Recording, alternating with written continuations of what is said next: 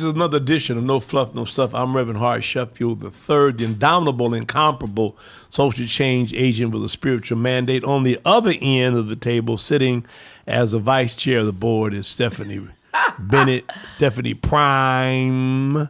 Yeah. Prime Pride. Thank you for my elevation. I like that title. Well, I elevate. I like to elevate folk before I bring them down. And then take pride in that. Hilarious. the only real journalist at the table. You know, he reminds us of that all the time. He's an actual journalist. Yes. And that is Andre Ash. It's good to Ash, meet y'all. S-A-S-H, not A-double-S. No fluff. And our special guest, the indomitable, incomparable, look at it all dialed up, Menu Jones. Hey, y'all. Welcome Hello. to the show. Thank you for having me. So we've been involved in this coalition building to address another form of targeting of the African-American community with respect to the non-elimination of menthol cigarettes. Yeah. And I think the best place to start is to start with the fact that all other flavored cigarettes were eliminated, that other folks smoked, but the ones that people of color smoked, 80% of who smoked menthol cigarettes was not banned. So why was that? Well, you know, we look at it as a social justice issue, Right. of course. You know, there wasn't, it's like you said, there was no conversation in 2010 about eliminating all the other flavors. And here we are, you know, 11, 12 years later, Right. and we're having to fight to get menthol banned. And you know how it is, just follow the money. It's all about money and profit. Mm-hmm. So, you know, you got to give a little longer answers. We got 30 minutes on this. But I thought that was interesting because who even knew about flavored cigarettes? I mean, I come Well, that's from the interesting, too, hood. because I just Yeah. found out the other day in a conversation she had about how many different Flavors. types of flavored cigarettes Yeah. were out there. Tell us all about that. Yeah, so, you know, back in 2009, President Obama signed the Tobacco Cosmetic Act into law, and it gave the FDA authority to regulate tobacco products. Wow. Almost instantly, flavored cigarettes were removed from the market. And most people, like you said, don't even know that there were Right. flavored cigarettes, but there were. You know, pina colada, mocha Brown mint, licorice, strawberry. boo-boo, poo-poo, and all of that stuff. Wow. And so they were eliminated. And then menthol was left on the market. But and before you went further, was that because menthol was not seen as a flavor, or why from the genesis, from the very beginning, if these others are eliminated, why wasn't menthol considered to be a flavored cigarette? Well, it's the same rhetoric that the tobacco industry is spreading right now. It's racist to remove menthol. It's the product that black Right, people because smoke. we don't black- want to yeah. mess up the black. We don't want to mess with black folks. Well, no, you messing with us by the keeping it on there. Negroes need it, huh? Yeah, you know. So it's sad and disgusting.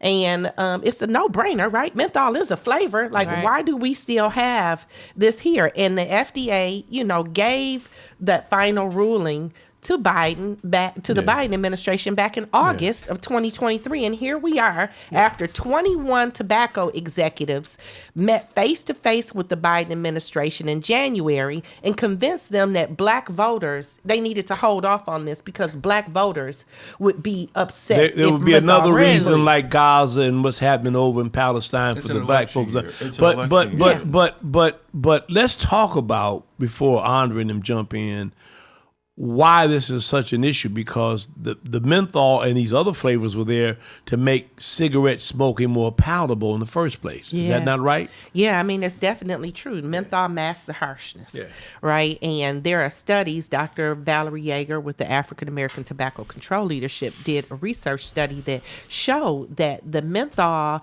causes nicotine to hang out in your cells longer if you are a person with high levels of melanin, black folks, right? And so because of that, it's easier for us to get addicted and it's harder for us to quit. You know, Kirsten Foy, he called it biochemical warfare on the black community. I call it toxic termination. It's got to go, Right, whatever right. you want to call it. But here's the key. But does it gotta- one last point, I'm Okay. sorry. Here's the key, that this pain is producing profits. Yeah. They are benefiting from killing us. Yeah. Go ahead, Andre. Or could we be killing ourselves because we make the choice to still engage in in purchasing it, because here's the one side. I don't smoke cigarettes. I don't like cigarette smoke around me. I hate the fact that my grandma is still on it. Yeah. But you have other people making the argument, look, I don't have to smoke it, but where's the choice in people having the freedom to decide? Yeah. This I mean, let me tell you this real quick for him, Yeah. because he Let- sometimes we're can gonna be tag the bane team. of my I'm ready existence. to. I'm ready to go there. I mean, you don't offer things that are deadly and then tell people they have a choice whether or not to use it. But it's been a choice. Let me hold on. It's certainly been a Let me choice like finish. other things. There are other things that have been in the market, whether it's food products or things Right. we consume, drinking, that they know are harmful and have eliminated. Didn't say, well, you like the ingest this poison, so we're gonna keep it on the market, and you choose whether or not to die or not. That's just not a rational argument to me. I mean, if the government is supposed to uphold the intrinsic good of the people that they serve, then they have a responsibility to regulate what we ingest, Exactly. what we inhale, so we don't kill ourselves needlessly. Yeah. So what's taking Biden so long to take it off the market then? Because it's black folks. That's what we keep trying to tell you. If this was killing young white women, if this was killing the Klan, if this was killing, if it was only the MAGA folks that was smoking this, MAGA. the MAGAs, the maggots, the Trump millions. maggots. That's what they are. But no, you bring up a good point, because I said, what's taking Biden so long to take it off the market? And you said She because just told you. And you said in She an just election told you year. because they're afraid that he'll lose But votes. doesn't Biden supposed to care about black people? And he said that he would follow the science. FDA has provided him with the science, and it's on the table. But I'm not going to put all. all this, I'm sorry, Stephanie, I'm not going to put all this on President Biden. Yeah.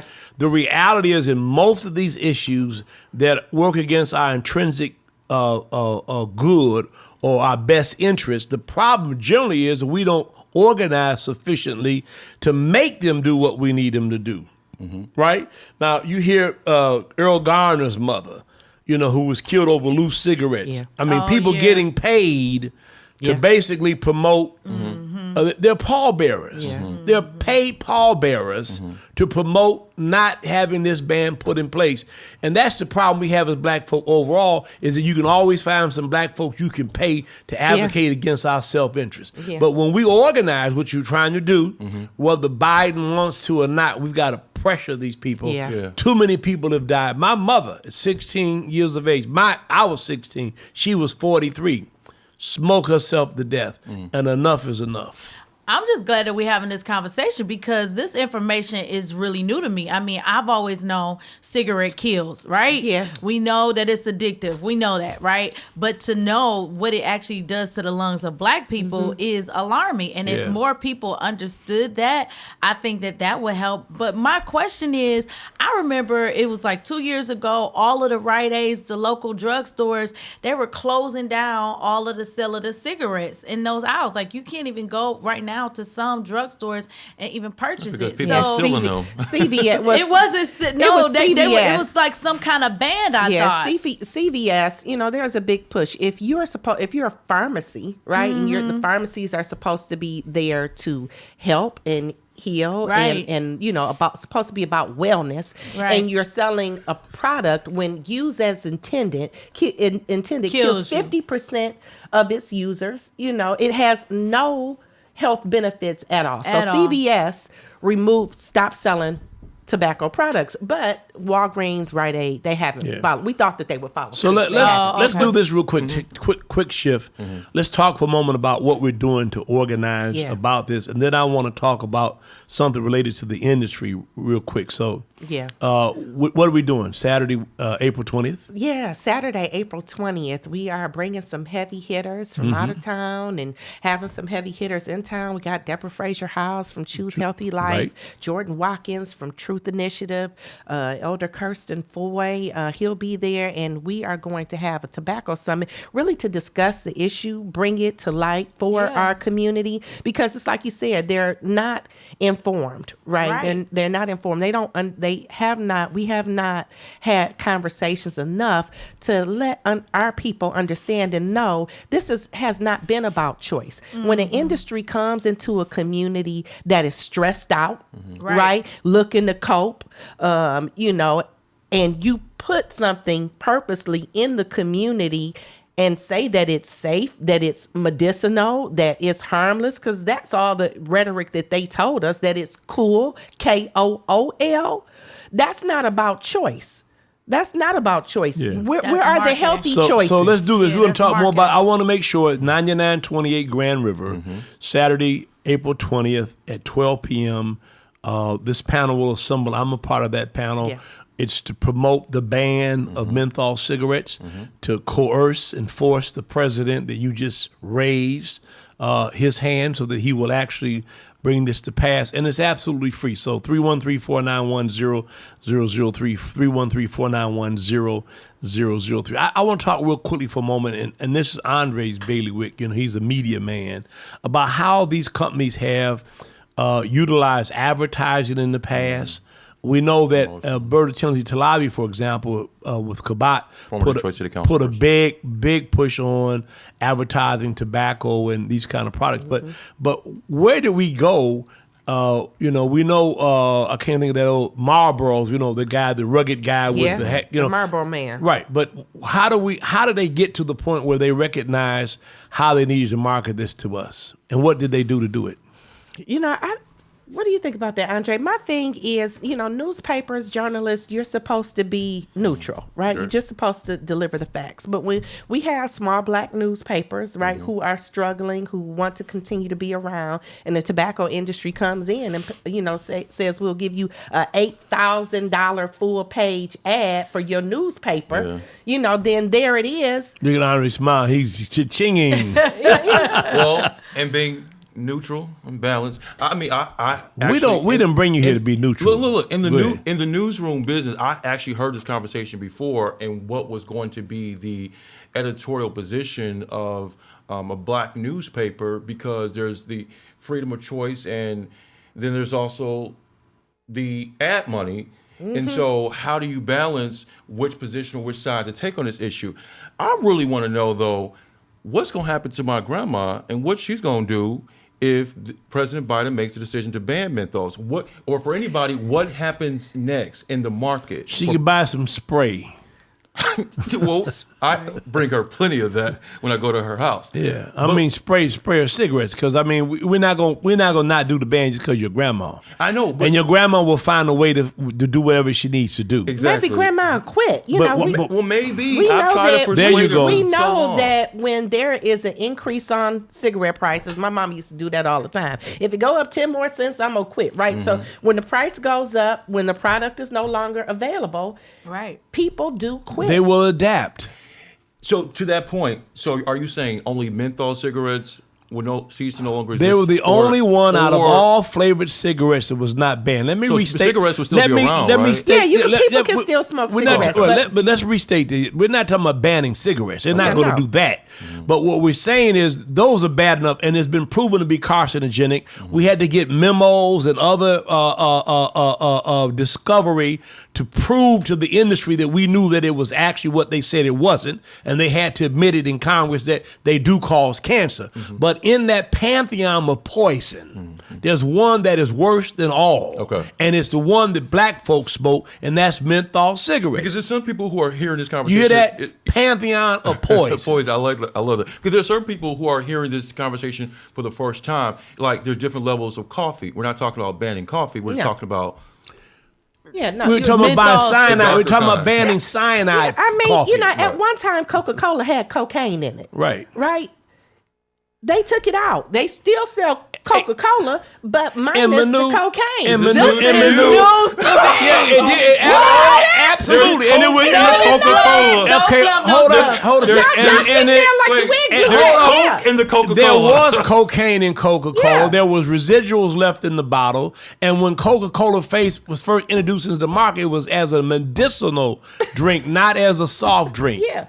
Okay, so I mean that's just real. How But this is why we expensive was need that? regulation. And this is why, Cigarettes were and that's introduced as exactly This what is I'm- why we need regulation. That's exactly where I'm going right now, because it is the Food and Drug Administration and the federal government's responsibility, whether you want to, lift up choice or not, to make certain that those that cadre of choices doesn't include things that kill you. Well, you better tell Biden while he's sitting down that he needs to get to it. Right. That's what we've been trying to do. We protested in January. She and I tell us what happened in January. Yeah, so in January, you and I, Reverend Sheffield, you guys got to know he's a trooper. He had just had knee surgery. That's right. And he still made it a point to do the march and provide comments and bury menthol cigarettes in front of the White House, back in January during Martin Luther King Day. And we had over 100 people show up. People were walking past that didn't know what we were doing, but we had that big monstrosity of a coffin casket there. and this voice, this voice of a hero,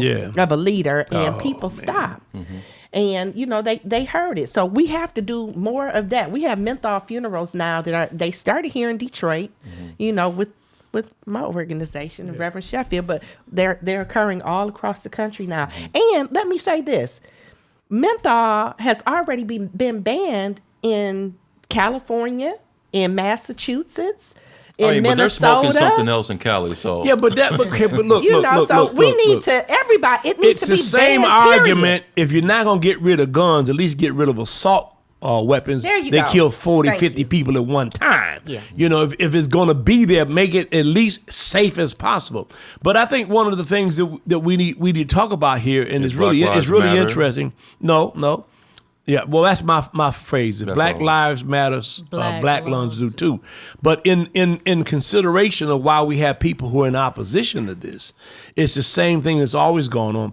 Black folks have to have money to run their organizations. Yeah. We don't support our work like we should, so we have to go to other folks who need us to do their bidding, and therefore we take money that may not necessarily be in our best interest.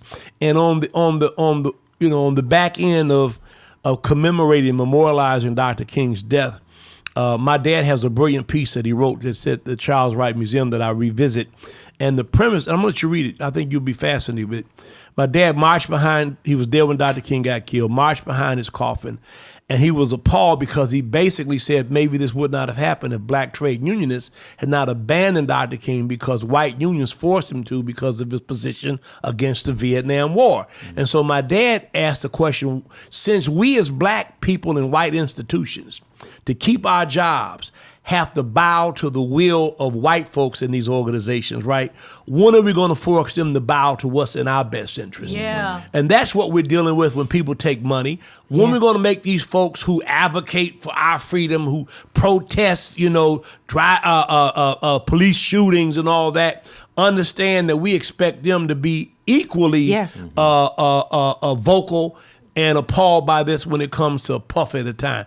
They're killing us, in the courts. They've gone from white sheets to black robes, but they're allowing us to kill ourselves a puff at a time. Yeah. I'm just throwing it out there. Yeah. What you guys say about that, Andre? Well, other than, was that a brilliant extrapolation or what? Other than my grandma used to put her cigarettes in the ashtray for the sake of our both last names.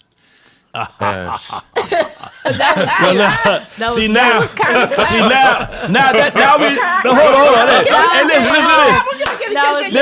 Now we know why he's against the ban, because he grew up blowing smoke out of his. Hey, let you hear that? He grew up blowing smoke out of his last name. Out of his ashtray. Out of my ashtray. Yes. But to bring it home. Come on, Stephanie. Bring it home, honey. For it to really hit home, how can we get involved in this band and actually the band? April 20th.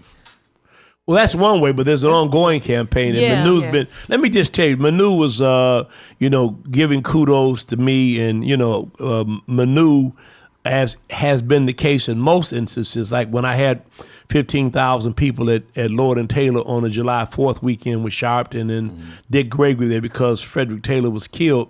Somebody initiated that. I was sitting on the river, East River of New York, when John Mason called me and told me what happened. We immediately mobilized.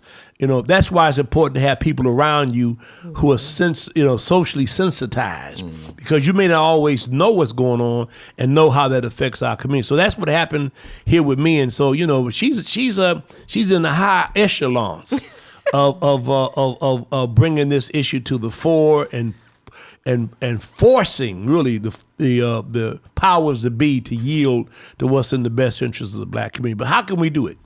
Well, in Michigan, we have a package of bills right now that's sitting in the Senate with Jeremy Moss in Regulatory Affairs, and we're waiting on a hearing. Former mayor of Southfield. Yeah. So, we're waiting on a hearing. So, if you're listening, you can call and urge for a hearing, right? We need that in Michigan because obviously we can't wait on a federal ban to happen. We have to enact and do what's right for our community. So you're saying we can do it in Michigan? We can do it we can make sure there's a ban here. We can make sure that there's a ban here, and it's not just about protecting Black lives. It's about protecting our babies. And I'm helping you because when they come on April 20th, one of the things we will do there is be able to actually have them send letters to their representatives while there, indicating we want this to move and want a ban in Michigan. Yeah, That's you can go to flavorshookkidsmi.org and go to the action page, and go ahead and fill out that information. Most of it will autofill, right? And it will send email to your district representative. So you can do that. And heck, call the Biden administration and tell them, you can do it. I've done it. And they will listen to you. You should call between Tuesday and Thursday. They will schedule a meeting for you. Reverend Sheffield and I did it, and they will hear your concerns. That's amazing. Flavorsforkids.org. Yeah. FlavorsHookKidsMI.org. FlavorsHookKidsMI.org. Isn't it interesting that most of the pain is visited upon us is packaged in a palatable way? Yeah. I mean, when I talk about the advertising, the malt liquors, all of these things that kill us are dressed up like it's the best thing that ever happened for us. Mm-hmm. And that's what is appalling to me, that they knew, number one, that cigarettes were deadly. You just think about how long they denied that. And finally, people got a hold of memos and internal information, and they were forced before congressional hearings to admit that cigarettes do cause cancer. Yeah. We knew that. Yeah. And so the power in the dollar and the profit that comes from these kind of things influences whether or not, it's a trade-off. We can lose some lives because we're gonna have a time over here. Can I cuss on this show? Please. Can you what? It's no fluff, no You stuff. didn't hear me cuss? He said, please. You're a reverend. I am, but I try to keep it real. Well, there are court documents that, came out during the master's settlement against the tobacco industries where they say in the court documents, Reynolds says, we don't smoke that shit. We reserve that right for the poor, the Black, the dumb, and the stupid. Those are their words. Right. Wow. Right. Wow. It's not surprising. That kind of callous disregard for the folks who are their consumers and the profits that are driven from them, it takes place everywhere. Whether it's alcohol, give it. It's like you remember the commercial. Let Mikey eat it. You remember that commercial? That. We're their Mikey. Yeah. Y'all remember that? I do remember that. Yeah, we're their Mikey. Yeah. And then what's even worse, the people at the table will say like Andre, well, Mikey chose eat it. I'm listening to. Sometimes there's nothing wrong with being the devil's advocate. I keep telling you, stop being the damn devil's advocate. Yeah, we don't need nobody. I'm gonna come over there and look for your horns in a minute. I'm listening to some of the language, and so you mentioned something. By the way, can I stop? Yeah. Say that one more time. What was in this information? We don't smoke that. Yeah. Yeah, they said it. The people who were making billions off of it. Reynolds. In the court documents, they said we don't smoke that shit.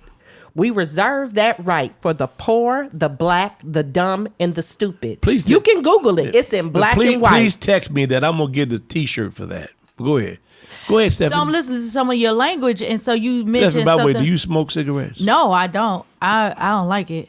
You sure? I thought you don't like what? I thought I could always tell a woman that smokes cigarettes. How could you tell? By the way she rolled her lips. Oh, that's so discriminatory. You think I'm joking? Look at people who smoke. They do certain things with their lips. Have you ever noticed that? No. I get we pay attention to their lips. Yeah. Well, 76% of smokers in Michigan want to quit. So they can't quit. They want to quit, but nicotine is more addictive than crack cocaine and heroin. Yeah. We lose more crack people on in steroids. Michigan to tobacco than we do from HIV, AIDS, car crashes, murders combined. This is the last time I'm going to be the devil's advocate. Don't say that. So you're going to have the contrary point of view. A contrary point of view. He might be the devil. He might be some Hoyt. Of view. Bless. But shouldn't there be, instead of perhaps a ban, maybe what's wrong with persuasion? Well, why do we always have to compromise? Hold on a second. Let me just tell you. There's a warning on cigarettes. It's been how long now? 20-some years? Forever, yeah. And people, it says that these may cause death. And that ain't persuasive enough to keep people from buying them. Nothing to find. We cannot. Let me just tell you something. This whole notion of free will goes too damn far for me. Yeah. I don't give a damn if you are the devil's advocate. Why would we sit here and tell people that you have a choice and if you want to kill yourself is your business? No, that ain't true. You put guardrails up by the water to make sure they don't jump in. Why do we have to continuously compromise? Exactly. Why? No, my life Let's find out what his vice just is. As much as everybody else's. I don't feel like I have to compromise. I got.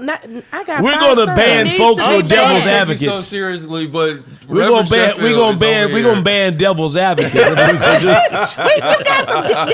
didn't call him to the altar. All right, let's do this one time. Let's tell people all about the event and where it's at. It's free and how all that looks. We need more conversation about this. Yeah, please join us. I'll be there 4/20. That's Saturday, April 20th. State of the Race. We're focusing on menthol and saving Black lives. That's from 12 to 1:30 at the Levine M. Sheffield, Dr. Levine M. Sheffield Bridge Center. Give that address, Reverend Sheffield. 9928 Grand River, right near Illinois, 9928. We're going to be giving out some gift cards and raffles. Gift cards, raffles. The main thing, it's an action day. It's an action where day. You hear information, all the stuff that we've had. We'll bore down much deeper, give you statistics, facts, parse, facts from fiction, and then get you to be the person that weighs in. We need more advocates. That's it. She has initiated, my ire and got me going and doing things all over the country. There are many of you out there who've lost loved ones, who've been hoodwinked and bamboozled. Yeah. You've been told that you cool, you're going to get the girls. The girls you're going to slay them and lay them if you smoke this cool cigarette.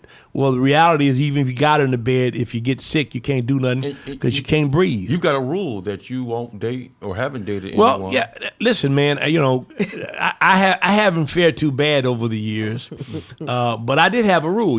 Watching my mother choke to death and not be able to quit smoking. You talk about choice. Mm-hmm. The fact is, when these things are introduced and they become compulsive, obsessive, and habitual, it's very difficult. And she already mentioned the nicotine itself is very tough to quit. I said to myself, I would never date or be with a woman who smoked cigarettes. Mm-hmm. And I went out on a few different dates, and the women were impressive. They were attractive. And they were interested. But when they pulled that cigarette out, and back in those days, you smoked in restaurants, you smoked anywhere, and I always had a problem. I don't know how people smoked and ate anyway. Smoked and drank coffee and then ate. And I said to myself, oh my God, I could never kiss a woman that smoked cigarettes. Right? And so I've taken 2 or 3 of them home, and much to their chagrin, why? Because I would never be with a woman who smokes a cigarette. You smoke already, and that already tells me 2 things. Number one, you don't have respect for your own body. You don't have an appreciation for the life that God gave you. And number 3, you don't have sense enough to know that I would never be with a woman who smoked. So 3 strikes, you out. Bye. April 20th, we don't want to miss it. And for people who perhaps are thinking about trying to quit smoking, they're trying to quit smoking. Yeah, please visit the Michigan Smoking Quit Link cessation too. is important. Michigan Quit Link has great resources. Michigan Quit Link. So if you're trying to quit, you can go to that website. But please join us. Let's make it count. And here's the operative thing about that, Andre. As a person who has 36 years in recovery, one day at a time, rarely has anyone ever recovered on their own. Never have, never will. We have to admit that we're powerless over whatever it is, drugs, drugs, sex. You know, there are folks who can't get enough of that P-tang, whatever it is. Did he? That's what I'm saying. I'm just being honest. I mean, you know, Where are we going? everybody has a different master, but you can be free if you admit that you need help. And that's Man. it for this edition of No Fluff, No Stuff.